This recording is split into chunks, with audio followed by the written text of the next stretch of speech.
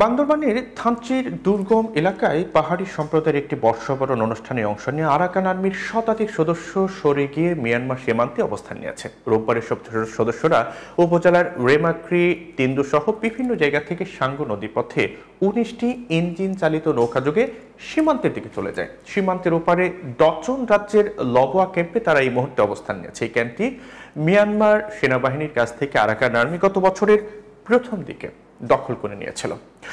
সামাজিক যোগাযোগ মাধ্যমের ছড়িয়ে পড়া ভিডিওতে দেখা যায় যে স্থানীয় মারমা এবং রাখাইন সম্প্রদায়ের সাথে আরাকান আর্মির সদস্যরা পোশাক পরিহিত অবস্থায় জলকেলি ও সাংস্কৃতিক অনুষ্ঠানে মেতে আছে। সেখানে বাংলাদেশের পতাকার পাশাপাশি রাখাইনের একটি পতাকাও উঠতে দেখা গেছে।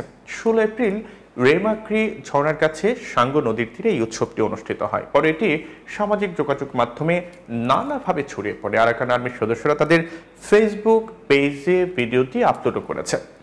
থানচির দুর্গম এলাকায় আরাকান আর্মি তাদের নিজস্ব স্যাটেলাইট ফোনের মাধ্যমে ওয়াইফাই নেটওয়ার্ক ব্যবহার করে ভিডিও ছবিগুলো তাদের পেজে আপলোড করেছে বলে জানা গেছে। পরে এই ভিডিওগুলো সামাজিক যোগাযোগ মাধ্যমে ছড়িয়ে ভাইরাল হয়ে পড়লে প্রশাসন ও নিরাপত্তা বাহিনী নড়ে চড়ে বসে।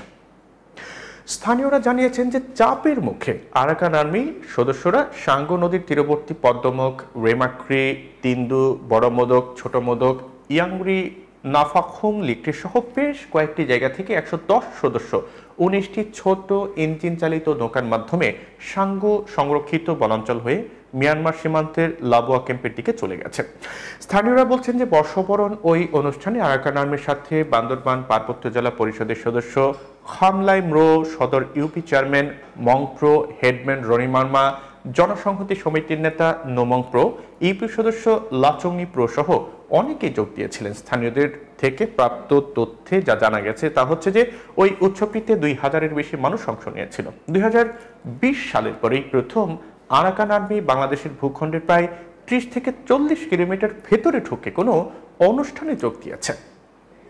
এটাকে আরাকান আর্মি দুর্গম এলাকায় প্রতি বছরই বর্ষবরণ ও তাদের প্রতিষ্ঠাবার্ষিকীর অনুষ্ঠানগুলো করে আসছিল বলে স্থানীয় জনপ্রতিনিধি ও এলাকার লোকজন গণমাধ্যমকে জানিয়েছেন। এই বিষয়ে যোগাযোগ করা হলে থানচি উপজেলার নির্বাহী কর্মকর্তা আব্দুল্লাহ আল ফয়সল গণমাধ্যমকে বলছিলেন যে বিষয়গুলো আমরা জানার পর সরকারের উচ্চ পর্যায়ে অবহিত করেছি, তবে আরাকান আর্মির সদস্যরা এখন বাংলাদেশের ভূখণ্ড থেকে সবাই সরে গেছে। স্থানীয় প্রশাসন, নিরাপত্তা বাহিনী এবং সীমান্তরক্ষী বাহিনীর সাথে সমন্বয় করে কাজ করা হচ্ছে। বর্তমান এলাকার পরিস্থিতি স্বাভাবিক রয়েছে বলেও ইয়োদো জানিয়েছেন গণমাধ্যমকে।